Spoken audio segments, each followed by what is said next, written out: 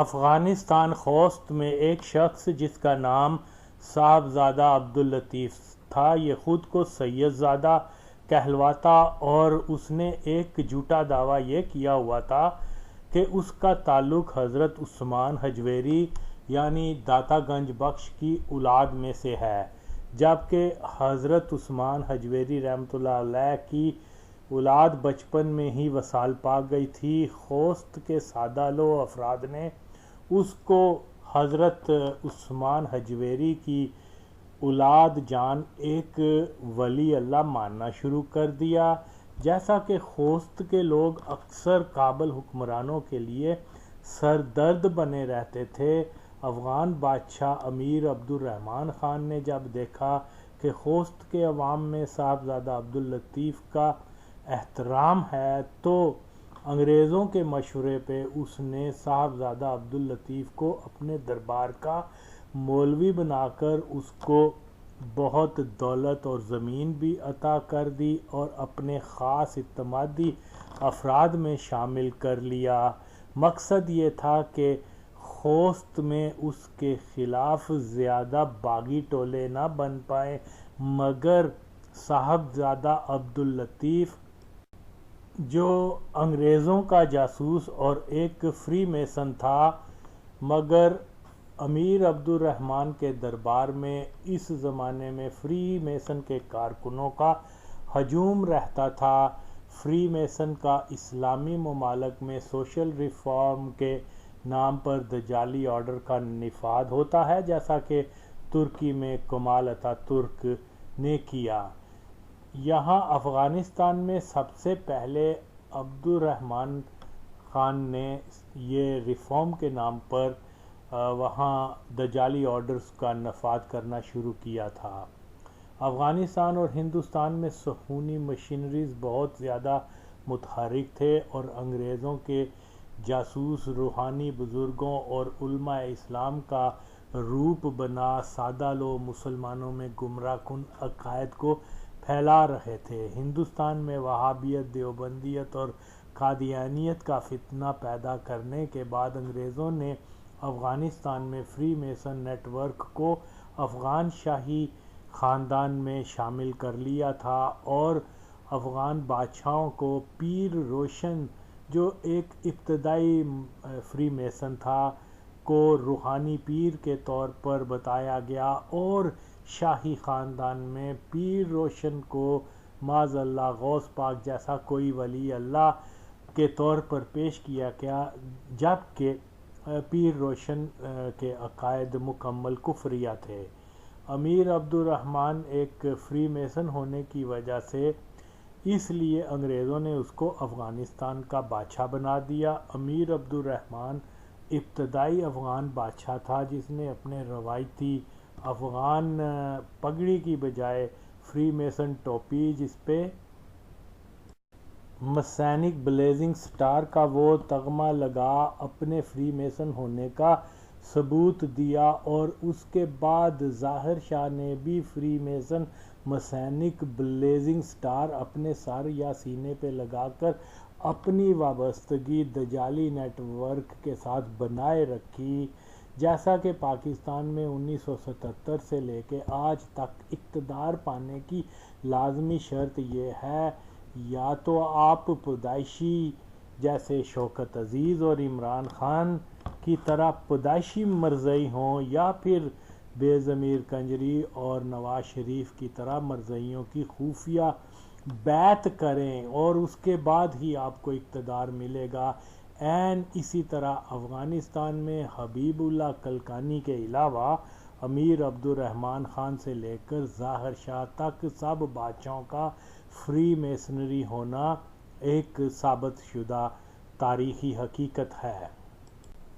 امیر عبدالرحمن خان کے مرنے کے بعد اس کے دو بیٹوں میں اقتدار کی رسا کشی شروع ہو گئی اور صاحبزادہ عبداللطیف نے انگریزوں کی مدد سے حبیب اللہ خان کو افغانستان کا بادشاہ بنانے میں مدد کی۔ عبدالرحمن خان جو تھا جو بادشاہ تھا اور حبیب اللہ خان کا والد تھا، اس نے اپنے زمانے میں ہی ہندوستان سے وہابی اور دیوبندی علماء دین کو اکٹھا کر لیا ہوا تھا اور ان کو کابل لے آیا ہوا تھا۔ یہی وجہ ہے کہ افغانستان سے دینی تعلیم کے لیے ہندوستان جانے والے افغان وہابی مکتبہ فکر سے منسلک ہو کر ان کے ہی مدارس میں جا کے دینی تعلیم حاصل کرتے تھے۔ اس پہ ستم یہ کہ 1980 کی دہائی کی افغان جنگ میں جب افغان مہاجرین پاکستان اور دوسرے ممالک میں گئے تو ان کے اوپر تبلیغی جماعت اور قادیانی جماعت نے بھی کام کیا اور یہ سارا کچھ پاکستان میں مرزئی حکمران ضیاء الحق کی ہدایات پہ ہوتا رہا۔ تو یوں افغانستان کے جو روایتی سنی مسلمان تھے وہ ایک کارنر ہوتے گئے۔ صاحبزادہ عبداللطیف فری میسن رکن بننے سے قبل وہابی مکتبہ فکر سے متاثر تھا۔ دیوبندی مدرسوں میں تعلیم پانے کا یہ نتیجہ ہوا کہ اس کا یہ عقیدہ بن گیا کہ اگر کسی زمانے میں کوئی نیا نبی بھی آ جائے تو ختم نبوت کے عقیدے میں کوئی فرق نہیں آئے گا۔ لہٰذا یہی وجہ تھی کہ جب مرزا قادیانی سے اس کی ملاقات ہوئی تو اس نے آسانی سے اس کی بیعت کر لی، جس کے پیچھے دیوبندی عقیدہ کار فرما تھا، اور یہ پاکستان میں آج تک اس بات کو چھپایا جاتا ہے۔ یوں تو صاحبزادہ عبداللطیف نے قادیان جانے سے قبل اپنے ایک مرید کو وہاں بھیجا کہ وہ دیکھ کے آئے کہ کیا مرزا قادیانی واقعی ایک نبی ہے یا نہیں۔ اس کا مرید جب قادیان آیا تو مرزئی پیسے نے اس کا ایمان خرید لیا، لہٰذا وہ مرید واپس آیا اور اس نے صاحبزادہ عبداللطیف کو بھی یہی تاثر دیا کہ جس بندے نے قادیان میں دعویٰ کیا ہے وہ واقعی نبی ہے۔ اس طرح سے وہ صاحبزادہ عبداللطیف قادیان چلا گیا اور وہاں اس نے پبلک بیعت کی مرزا قادیانی کی۔ یہاں یہ بات قابل ذکر ہے کہ اگر کوئی شخص نبی ہونے کا جھوٹا دعویٰ کرے تو کذاب سے ثبوت طلب کرنے والا بھی کافر ہو جاتا ہے، مگر آج کل یہ فیشن بن گیا ہوا ہے کہ ہر نیم پاگل آئے دن کوئی نبوت کا دعویٰ کرتا ہے تو کوئی نہ کوئی مولوی صاحب یوٹیوب پہ اس کذاب سے نبی ہونے کا ثبوت طلب کرتے پھرتے ہیں۔ یہ طریقہ بالکل غلط ہے۔ بہرحال صاحبزادہ عبداللطیف افغانستان واپس آیا تو اس بات کا چرچا ہو گیا کہ یہ قادیانی ہو گیا ہے۔ افغان لوگوں کو زیادہ معلومات نہیں تھیں کہ قادیانیت کیا ہے، تو اسی زمانے میں گجرات کے 2 پنجابی جو کابل کے دربار میں انگریزی ترجمان کا کام کرتے تھے، جب افغان علماء نے ان 2 بھائیوں سے مرزا قادیانی کے بارے میں معلومات لیں تو انہوں نے افغان علماء کو بتایا کہ مرزا قادیانی ایک کذاب ہے جس کے یہ باطل عقائد ہیں، اور جب افغان علماء کو مرزا قادیانی کے عقائد کے بابت معلومات ہوئیں تو انہوں نے مزید اپنی تسلی کے لیے لوگوں کو قادیان بھیجا، اور جب یہ کنفرم ہوا کہ اس بندے نے نبوت کا دعویٰ کیا ہے تو افغان علماء نے امیر عبدالرحمن خان پہ شدید دباؤ ڈالا کہ وہ صاحبزادہ عبداللطیف کو گرفتار کر کے اس کو سزا دے، کیونکہ صاحبزادہ عبداللطیف اپنے آبائی علاقے خوست میں واپس آ کر قادیان سے واپس آ کر پوری سرگرمی سے تبلیغ کر رہا تھا قادیانیت کی۔ بادشاہ جو حبیب خان بادشاہ جو تھا وہ نہیں چاہتا تھا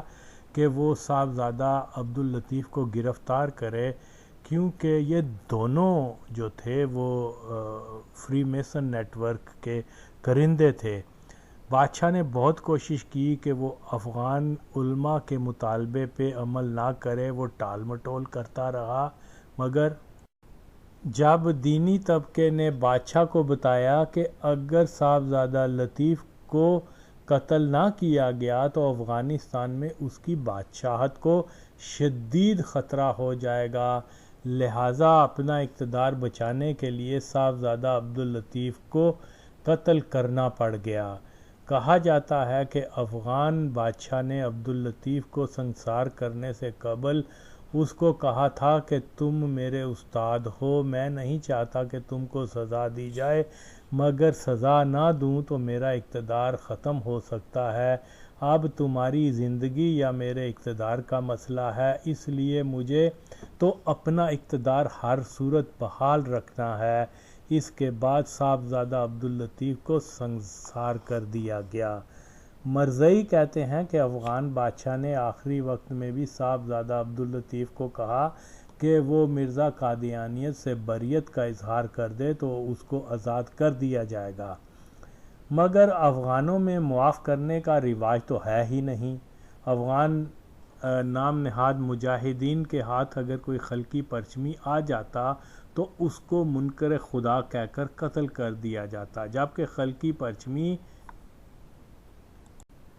مسلمان ہونے اور ردیت کمیونزم کا اقرار بھی کرتا اور یہ بھی کہتا کہ آپ مجھے قتل نہ کریں، میں مسجد کا خدمتگار بن جاؤں گا، آپ کے ساتھ مل کر کمیونسٹوں کے خلاف جہاد کروں گا،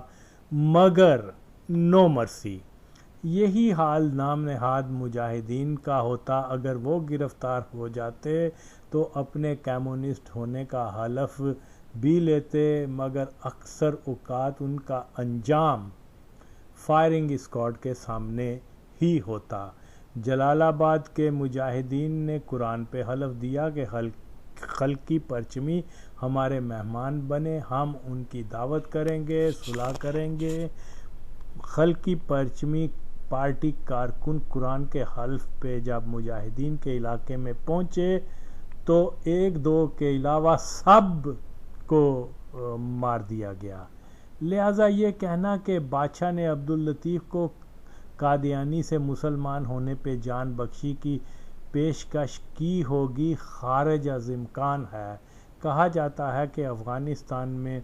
چند مرزائیوں کو پھانسی دینے کے بعد وہاں سے مرزائیت ختم ہو گئی۔ تو اول یہ کہ وہابیت ہو یا قادیانیت، جس معاشرے میں غربت اور دینی عقائد کے بارے میں درست جانکاری نہیں ہوگی، وہاں وہابیت اور قادیانیت لازمی طور پہ پھیل جائے گی۔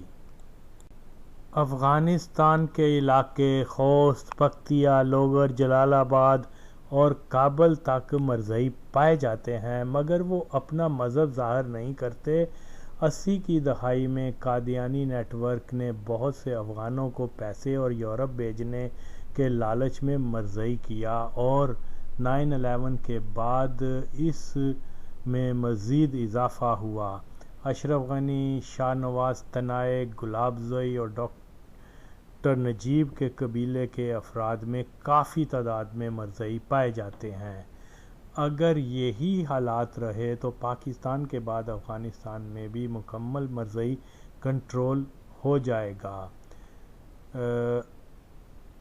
اس ویڈیو کے آخر میں چند کلپ لگا رہا ہوں۔ پہلا کلپ سن لیں کہ صاحبزادہ عبداللطیف کا نواسہ صاحبزادہ ظہور احمد قادیانی جماعت کے اس جھوٹ کو بے نقاب کر رہا ہے کہ ظہور احمد کے مطابق قادیانی جماعت نے ایک نامعلوم شخص کی تصویر کو صاحبزادہ عبداللطیف کی تصویر قرار دے دیا، جبکہ ظہور احمد کا دعویٰ ہے کہ صاحبزادہ عبداللطیف نے ساری زندگی فوٹو بنوایا ہی نہیں تھا، اور وہ چھوٹے قد کا کوتا قد شخص نہیں تھا بلکہ دراز قد تھا، جیسا کہ تصویر میں دکھایا جاتا ہے۔ ایک کوتا قد شخص گول چہرہ اور اس کو اوپر مارک لگا کے کہا جاتا ہے کہ یہ تصویر قادیانیوں کا جو پہلا شہید کے طور پر کہتے ہیں اس کو صاحبزادہ عبداللطیف کو. اب اس کا نواسہ جو ہے وہ مکمل طور پہ اس بات کی نفی کر رہا ہے، مگر قادیانی آج بھی اس جھوٹ کے اوپر قائم ہیں کہ یہ بندہ ان کا پہلا شہید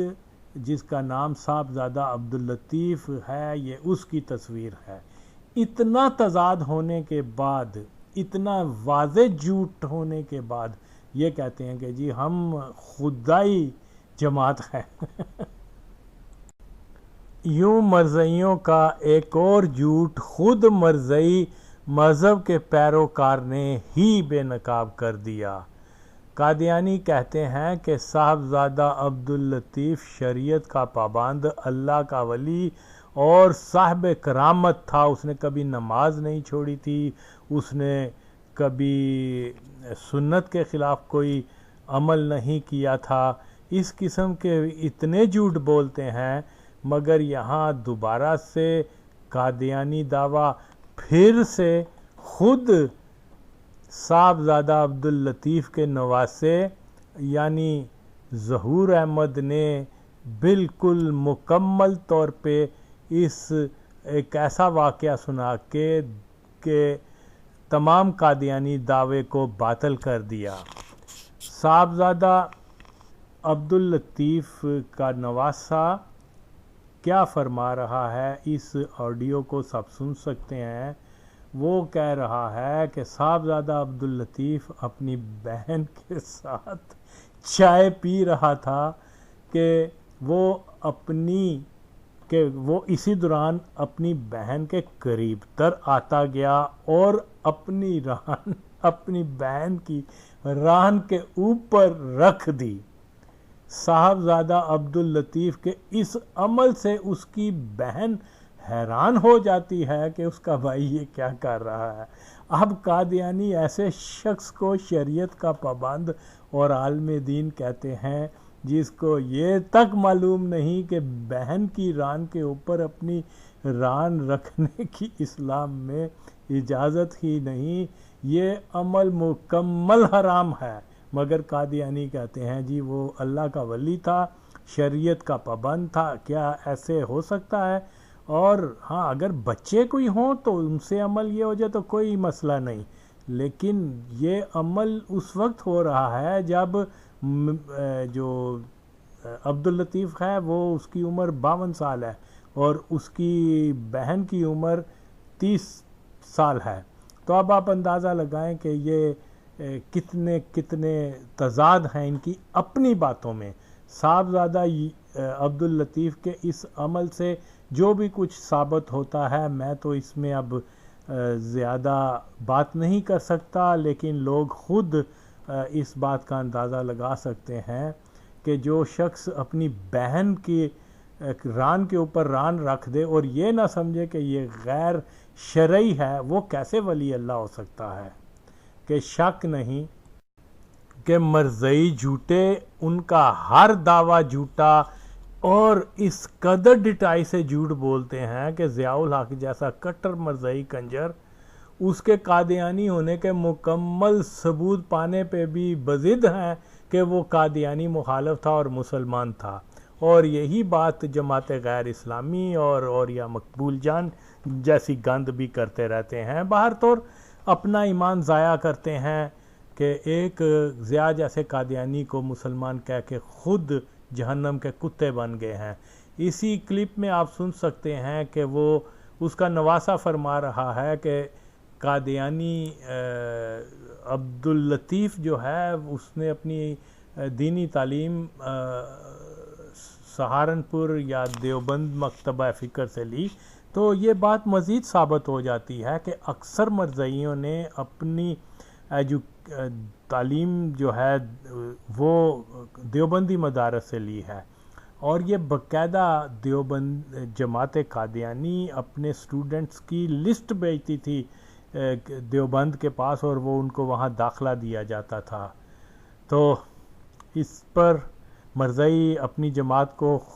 خدائی جماعت کا نام دیتے ہیں، مگر سچ یہ ہے کہ یہ جھوٹائی جماعت ہے۔ اللہ ان کے شر سے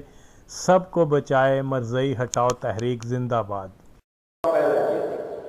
ہندوستان میں برطانوی حکمران اور افغانستان کے درمیان حد بندی کا واقعہ 1893 میں پیش آیا۔ چونکہ حد بندی ایک انگریز نمائندہ واٹرز ڈیون زیر نگرانی عمل میں آئی اور انگریزوں کی طرف سے ڈیون جو وفد کے سربراہ اور ساتھ انگریز اور ہندوستانی افسر اور خاص کر صاحبزادہ عبدالقیوم صاحب شامل تھے، افغانستان کی طرف سے آنے والے کمیشن کے سربراہ سر فہرست گورنر سردار شریف گرد اور صاحبزادہ عبداللطیف صاحب لوگ صاحبزادہ عبداللطیف صاحب بہت سارے لوگ شامل تھے۔ ڈیوڈ لائن کی تصویر میرے پاس ہے، اس کو میں نے ربا والوں سے حاصل کی ہے، لیکن وہ جب میں نے اس میں ایک آدمی ہے جو ایسے بوڑھا آدمی ہے، اس کی سفید داڑھی ہے، میں نے اس وقت میں نے اپنے والد کو بتا دیا کیونکہ اس کو علم تھا، اس نے دیکھا تھا اس سے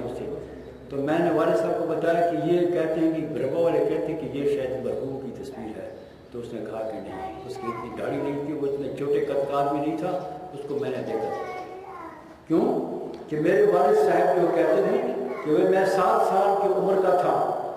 اس نے مجھے نماز پہ کھڑا کر دیا اور باقاعدہ مجھے قاعدہ جو ہے وہ شروع کر دیا، قاعدہ شروع کر دیا پیدا کیا۔ ہندوستان میں برطانوی حکمران اور افغانستان کے درمیان حد بندی کا واقعہ 1893 میں پیش آیا۔ چونکہ حد بندی ایک انگریز نمائندہ واٹرز ڈیون زیر نگرانی عمل میں آئی اور انگریزوں کی طرف سے ڈیون جو وفد کے سربراہ اور ساتھ انگریز اور ہندوستانی افسر اور خاص کر صاحبزادہ عبدالقیوم صاحب شامل تھے، افغانستان کی طرف سے آنے والے کمیشن کے سربراہ سر فہرست گورنر سردار شریف گرد اور صاحبزادہ عبداللطیف صاحب لوگ صاحبزادہ عبداللطیف صاحب بہت سارے لوگ شامل تھے۔ ڈیوڈ لائن کی تصویر میرے پاس ہے، اس کو میں نے ربا والوں سے حاصل کی ہے، لیکن وہ جب میں نے اس میں ایک آدمی ہے جو ایسے بوڑھا آدمی ہے، اس کی سفید داڑھی ہے، میں نے اس وقت میں نے اپنے والد کو بتا دیا کیونکہ اس کو علم تھا، اس نے دیکھا تھا اس سے تو میں نے والد صاحب کو بتایا کہ یہ کہتے ہیں کہ ربا والے کہتے ہیں کہ یہ شاید مرحوم کی تصویر ہے، تو اس نے کہا کہ نہیں، اس کی اتنی داڑھی نہیں تھی، وہ اتنے چھوٹے قد کا آدمی نہیں تھا، اس کو میں نے دیکھا تھا۔ کیوں کہ میرے والد صاحب جو کہتے ہیں کہ وہ میں 7 سال کی عمر کا تھا، اس نے مجھے نماز پہ کھڑا کر دیا اور باقاعدہ مجھے قاعدہ جو ہے وہ شروع کر دیا، قاعدہ شروع کر دیا تاکہ دل میں صاحبزادہ صاحب کی بڑی قدر تھی، ان کو بڑا عالم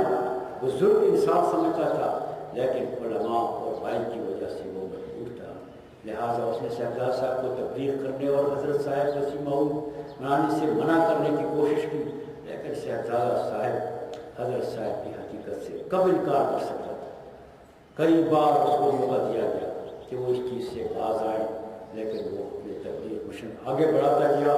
لہٰذا امیر کابل مجبور ہوا کہ صاحبزادہ صاحب کو گرفتار کیا۔ ہماری نانیہ صاحبہ جو شہید مرحوم کی بہن تھی، وہ ہمیں بتا رہی تھی کہ صاحبزادہ صاحب کی گرفتاری کے دن ظہر کی نماز کے بعد میرے بھائی صاحبزادہ صاحب میرے ساتھ بیٹھے اور چائے پی رہے تھے۔ بھائی آہستہ آہستہ میرے نزدیک آ رہے تھے، یہاں تک کہ اس نے اپنی ران میرے ران کے اوپر رکھ دی۔ میں حیران ہوئی کہ بھائی صاحب کو آج کیا ہوا، تاکہ دل میں صاحبزادہ صاحب کی بڑی قدر تھی، ان کو بڑا عالم بزرگ انسان سمجھتا تھا، لیکن علماء اور بھائی کی وجہ سے وہ مجبور تھا، لہٰذا اس نے صاحبزادہ صاحب کو تبلیغ کرنے اور حضرت صاحب وسیع معود منانے سے منع کرنے کی کوشش کی، لیکن صاحبزادہ صاحب حضرت صاحب کی حقیقت سے کب انکار کر سکتا تھا۔ کئی بار اس کو موقع دیا گیا کہ وہ اس چیز سے باز آئے، لیکن وہ اپنے تبلیغ مشن آگے بڑھاتا گیا، لہٰذا امیر کابل مجبور ہوا کہ صاحبزادہ صاحب کو گرفتار کیا۔ ہماری نانیہ صاحبہ جو شہید مرحوم کی بہن تھی، وہ ہمیں بتا رہی تھی کہ صاحبزادہ صاحب کی گرفتاری کے دن ظہر کی نماز کے بعد میرے بھائی سبزار صاحب میرے ساتھ بیٹھے اور چائے پی رہے تھے. بھائی آہستہ آہستہ میرے نزدیک آ رہے تھے, یہاں تک کہ اس نے اپنی ران میرے ران کے اوپر رکھی. میں حیران ہوئی کہ بھائی صاحب کو آج کیا ہوا. حضرت مرزا ناصر احمد خلیفہ نہیں بنے تھے تو میں بالکل بڑے بھائیوں کی طرح دیکھتا, اور وہ مجھے چھوٹے بھائیوں کی طرح دیکھتا تھا. اور اس سے مجھے ایک یاد آتا کہ ہم ڈل ہاؤزی میں تھے, اسد صاحب کے چچا میرے ڈاکٹر بشیر صاحب جو آئی اسپیشلسٹ تھے, وہ ڈل ہاؤزی میں ان کا گھر تھا. تو جب میں وہاں پہ تھا تو حضرت صاحب نے کھانا کیا ہمارا, تو باتیں لائٹ ہارٹڈلی ہوتی رہی. پھر انہوں نے حضرت صاحب نے مرزا ناصر احمد کی طرف کو مخاطب ہو کے کہا کہ ناصر تم ملتے ملاتے نہیں ہو, ممتاز دولتانہ تمہارا کلاس فیلو تھا, وہ آیا ہوا ڈلہوزی تم ملے نہیں اس کو. یعنی اس طرح کا جو تھا. اور آپ کو پتہ ہے کہ حضرت خلیفہ ثانی کی میل ملاقات کس قدر تھی. ان کے 2 بھائی بھی اور تھے. صرف سزادہ صاحب کو اللہ تعالیٰ نے 5 بیٹوں سے نوازا, جو محض اللہ تعالیٰ کا فضل اور حضرت مسیح موعود کے دامن سے وابستگی کا نتیجہ تھا. جب آپ سن شعور کو پہنچے تو تعلیم حاصل کے لیے کے شوق میں آپ سہارنپور, دہلی, پشاور, دیوبند اور دیگر مقامات کا سفر اختیار کیا. تقریباً 13 سال دینی تعلیم حاصل کی